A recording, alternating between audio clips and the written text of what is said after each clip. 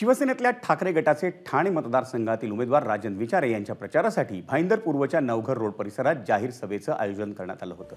या सभेला महाविकास आघाडीचे अनेक वरिष्ठ नेते उपस्थित होते। या सभेत बोलताना ठाकरे गटाच्या खासदार प्रियंका चतुर्वेदी यांनी गद्दारांना गद्दार नाही बोलायचं तर काय महात्मा बोलायचं असा प्रश्न केला। त्यांनी पंतप्रधान नरेंद्र मोदी यांची मिमिक्रीही केली। आम्ही निष्ठावंत म्हणून काम करत आलो आहोत आणि करत राहू असं आश्वासन राजन विचारे यांनी यावेळी जनतेला दिलं।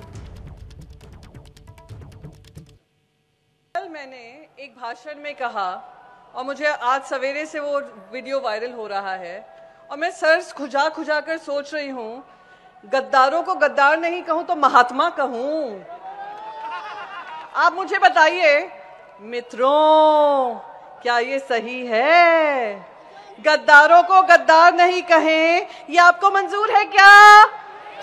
ये आपको मंजूर है क्या? ये आपको मंजूर है क्या? नहीं है। महाराष्ट्र को मंजूर नहीं है, महाराष्ट्र की जनता को जरूरी नहीं है ये कहना कि हमें क्या कहना है क्या नहीं कहना है।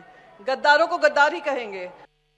आज 35 वर्षाची ही कारकीर्द लोकप्रतिनिधी म्हणून सर्व मतदारांच्या साक्षीने, मग ते ठाणे असेल, नवी मुंबई असेल किंवा मीरा भाईंदर असेल, इथल्या जनतेने आणि मतदारांनी भरपूर अशी साथ दिल्यामुळेच मी इथपर्यंत माझी याकडे पोहोचू शकलो आणि त्या सर्वांचे मी आभार व्यक्त करतो।